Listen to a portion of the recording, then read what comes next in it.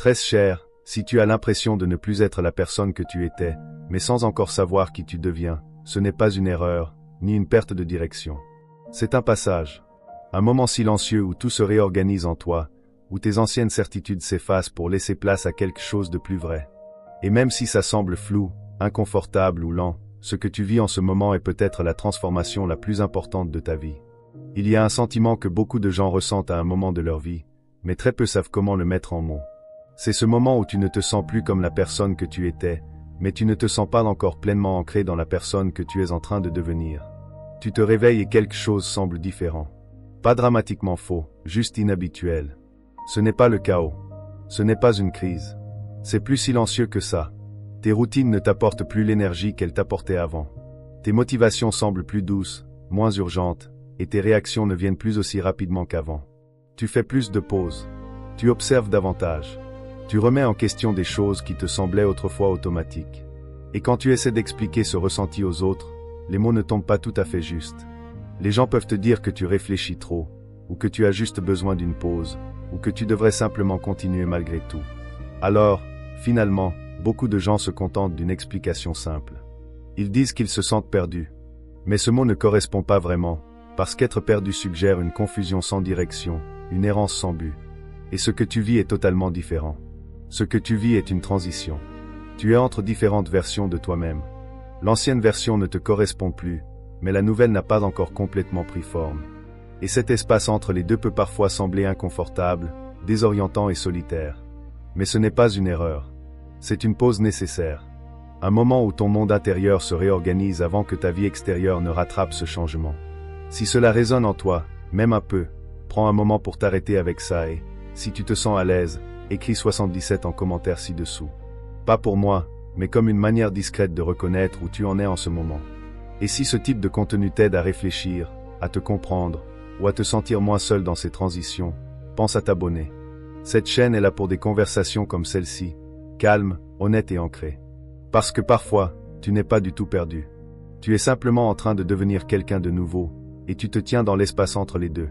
Être entre différentes versions de soi ne signifie pas que tu as échoué, et cela ne veut certainement pas dire que tu es en retard.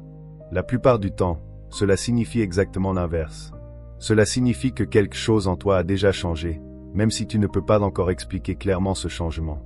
Ton monde intérieur a pris de l'avance sur ta vie extérieure.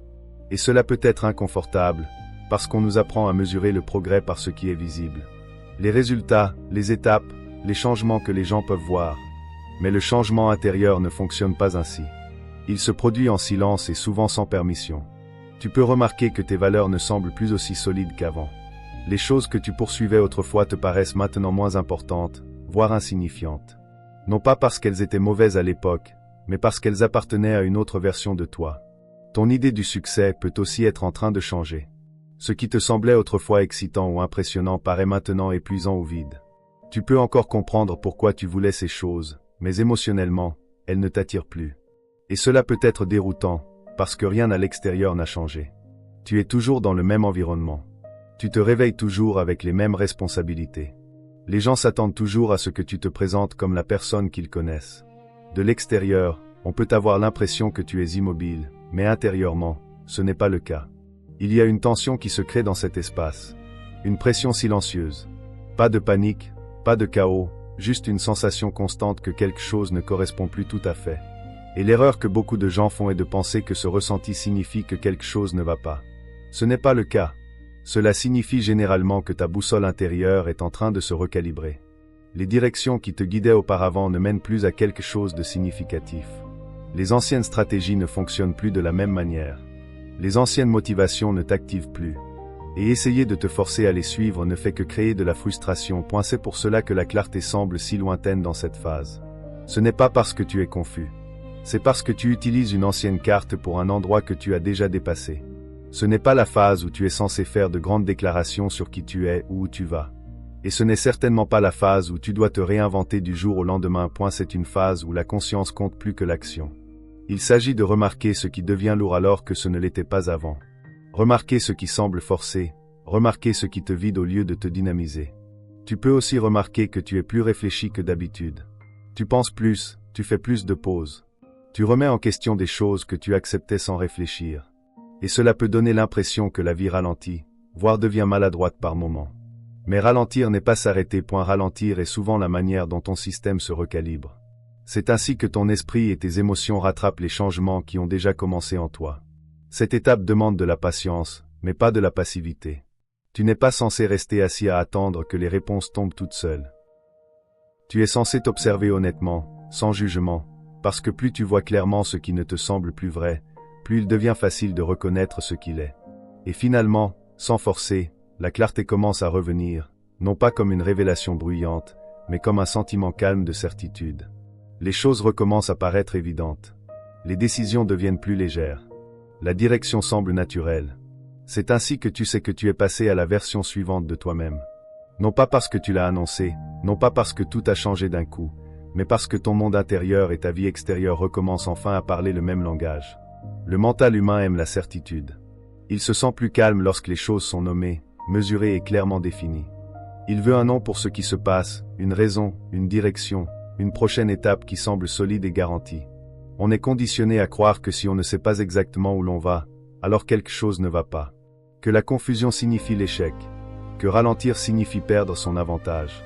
Alors, lorsque la vie nous place dans une transition sans instruction, le mental devient agité, parce que le vrai changement intérieur n'arrive pas avec une liste à cocher. Il n'y a pas de moment où une voix annonce que tu es en train de devenir quelqu'un de nouveau. Il n'y a pas de chronologie expliquant combien de temps cette phase va durer.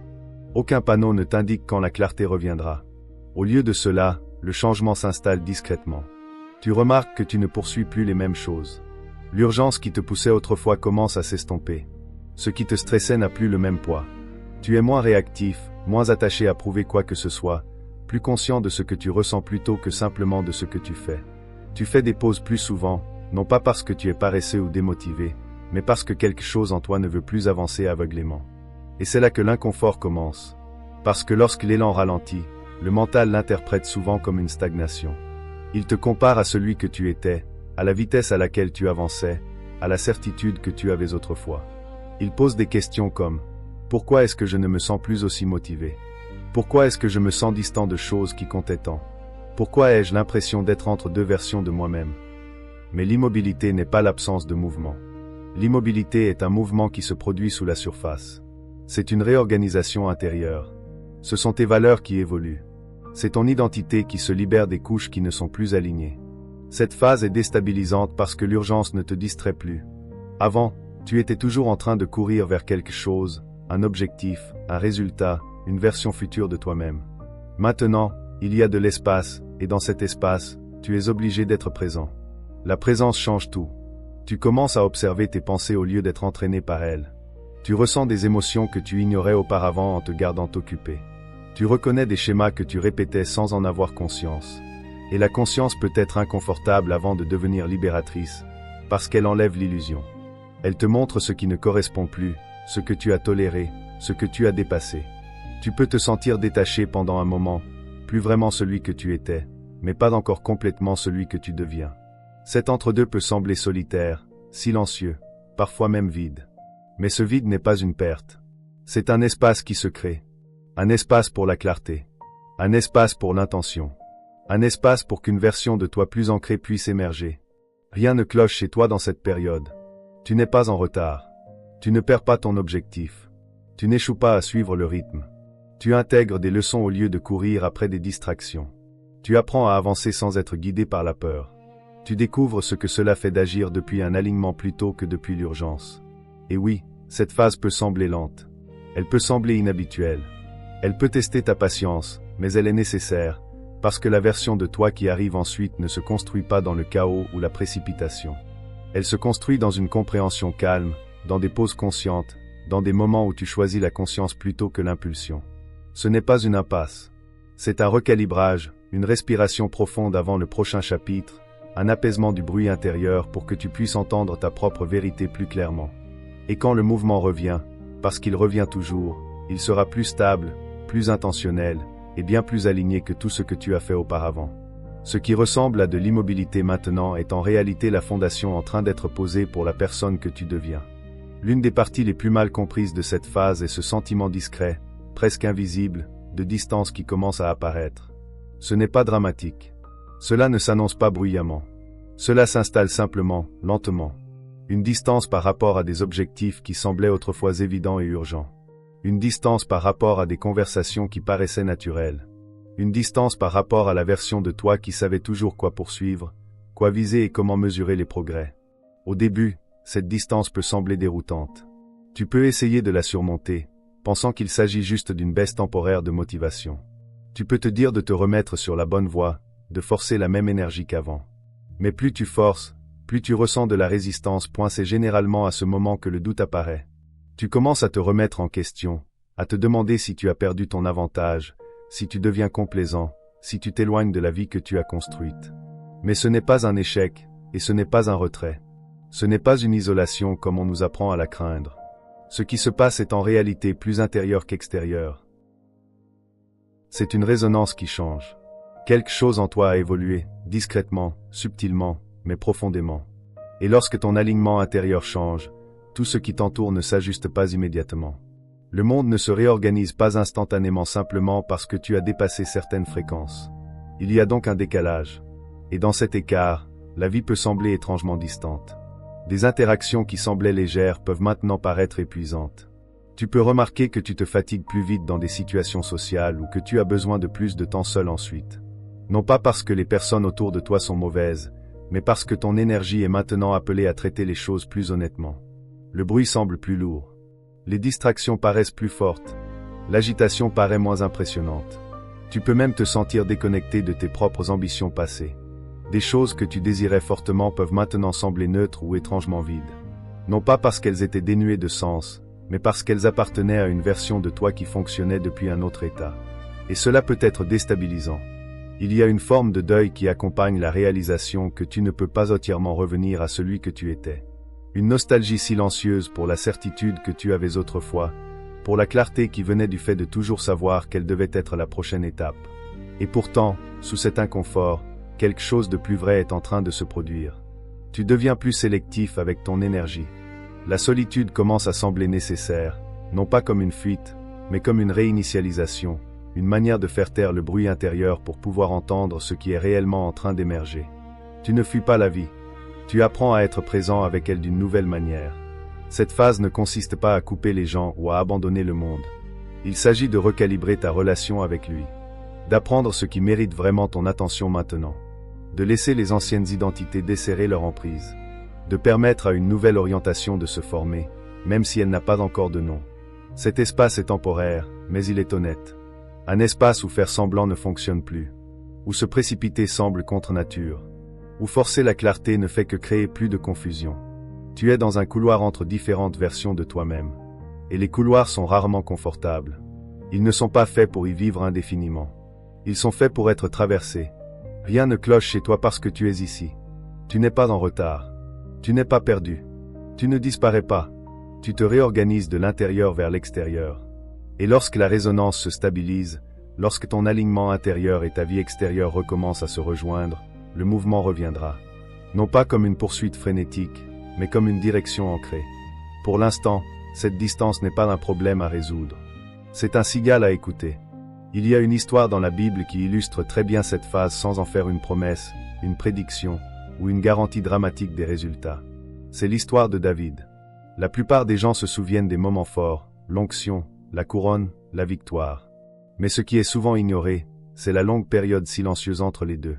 David est oint comme roi alors qu'il est encore berger, vivant la même vie, dans le même environnement, entouré des mêmes personnes qui ne le traitent pas soudainement différemment. Rien autour de lui ne change immédiatement. Aucun trône ne l'attend, aucune reconnaissance publique, aucun changement instantané d'autorité ou de confort. De l'extérieur, la vie semble presque exactement la même qu'avant. Mais intérieurement, quelque chose a changé. Il porte désormais une conscience qu'il n'avait pas auparavant. Une responsabilité qu'il ne peut expliquer à personne. Une identité qui n'a pas encore rattrapé ses circonstances. Cet écart, cet espace entre l'onction et la position, est là où se fait la majeure partie du vrai travail. Parce que la préparation vient avant la position. La préparation intérieure vient avant le changement visible. Et cette préparation n'est pas glamour. Elle ressemble à de l'attente, à être incompris, à retourner à des tâches ordinaires tout en portant une vérité extraordinaire à l'intérieur.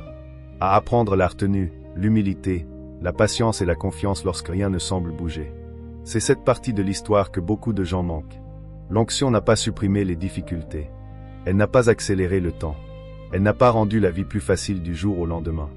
Elle a simplement marqué un changement intérieur bien avant que le monde extérieur puisse le voir. Et ce schéma se répète encore et encore, non seulement dans les Écritures, mais aussi dans la vie réelle aujourd'hui. Les gens changent intérieurement bien avant que leur environnement ne le reflète. Leurs valeurs évoluent avant leurs circonstances. Leur identité se transforme avant leur rôle.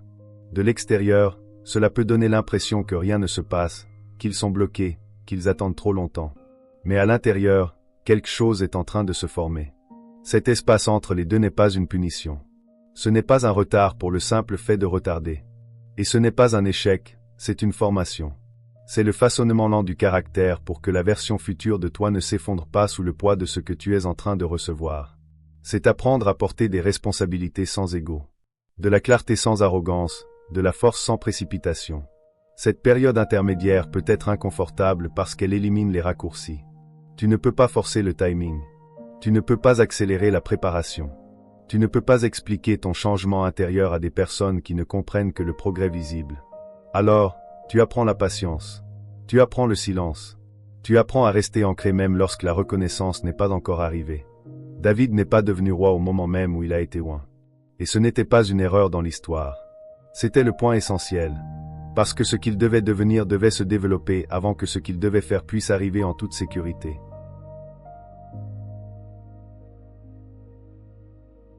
Si tu es dans une saison où quelque chose a clairement changé en toi, mais que ta vie extérieure n'a pas encore suivi, cela ne signifie pas que tu as mal compris le moment.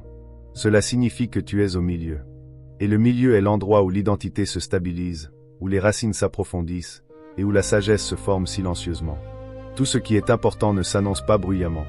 Certains des changements les plus significatifs se produisent bien avant que quelqu'un applaudisse, remarque ou comprenne. Et cela ne les rend pas moins réels. Cette phase ne devient douloureuse que lorsque tu y résistes. Lorsque tu te réveilles chaque jour avec cette pression silencieuse de penser que tu devrais déjà avoir les réponses. Lorsque tu compares ton brouillard intérieur à la certitude extérieure de quelqu'un d'autre et que tu conclus que tu es en retard. Lorsque tu traites l'incertitude comme un problème à résoudre plutôt que comme un signal qu'un réajustement plus profond est en cours. Beaucoup de gens essaient de fuir cet espace aussi vite que possible. Ils précipitent la clarté, espérant qu'une décision, n'importe laquelle, fera disparaître l'inconfort. Ils se réinventent trop rapidement, changeant d'identité, d'objectif ou de direction avant que le chapitre précédent ne soit vraiment terminé. D'autres recherchent une validation constante, vérifiant des signes auprès des gens, des plateformes ou des résultats pour s'assurer qu'ils sont toujours sur la bonne voie, toujours acceptés, toujours dignes. Mais cet espace ne répond pas à la force. Il ne récompense pas l'urgence. Plus tu mets de pression, plus il devient silencieux. C'est l'entre-deux. L'endroit où l'ancienne version de toi ne correspond plus, mais où la nouvelle n'est pas encore complètement formée. Et cela peut sembler solitaire, déroutant et étrangement vide. Non pas parce que tu t'es perdu, mais parce que tu as dépassé ce qui te définissait auparavant. Tu peux remarquer que des choses qui t'enthousiasmaient autrefois te paraissent maintenant lointaines. Les conversations semblent légèrement décalées. Les objectifs qui te motivaient autrefois n'ont plus la même intensité. Et au lieu de la clarté, il y a cette sensation douce et persistante de « ce n'est plus ça ». Cela ne signifie pas que quelque chose ne va pas. Cela signifie que ton alignement intérieur est en train de changer. Pour l'instant, tu n'as pas besoin de t'expliquer. Tu n'as pas besoin de justifier pourquoi ton rythme a changé ou pourquoi ton énergie est différente. Tu n'as pas besoin des mots parfaits pour décrire ce que tu deviens, surtout lorsque tu es encore en train de le devenir. Tu n'as pas besoin d'annoncer une transformation avant qu'elle ne prenne racine. Tous les changements n'ont pas besoin d'être visibles. Certaines évolutions sont faites pour se produire en silence, sans commentaires, sans applaudissements, sans interruption. Et tu n'as pas besoin de forcer la motivation. Si ton élan va et vient, cela ne signifie pas que tu es paresseux ou bloqué. Cela signifie souvent que ton système économise de l'énergie pendant qu'il recalibre sa direction. Une motivation forcée peut te faire avancer, mais elle ne t'aligne presque jamais. Essayer d'afficher une certitude avant qu'elle ne soit réelle crée une tension intérieure. Tu commences à agir selon des attentes plutôt que selon la vérité. Tu avances dans des directions qui semblent justes mais ne le sont pas intérieurement. Et ce décalage, cette légère dissonance, peut prolonger cette phase plus longtemps que nécessaire. Cette période ne te demande pas d'arrêter de vivre. Elle te demande d'avancer différemment.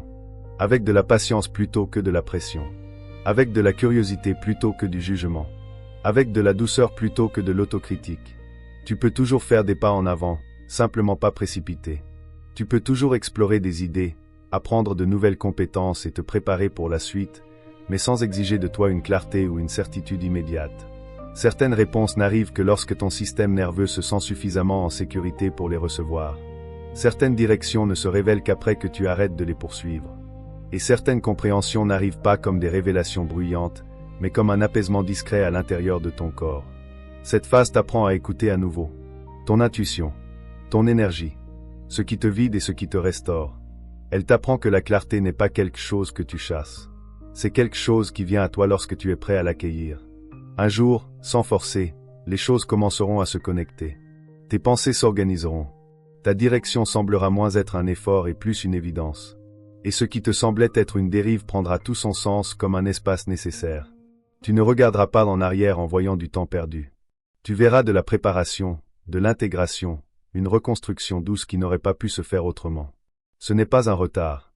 C'est un alignement qui se produit à un rythme qui te protège. Laisse cela se déployer. Laisse-toi te déployer. Tu n'es pas en retard. Tu es en transition. Et c'est un endroit sacré où être.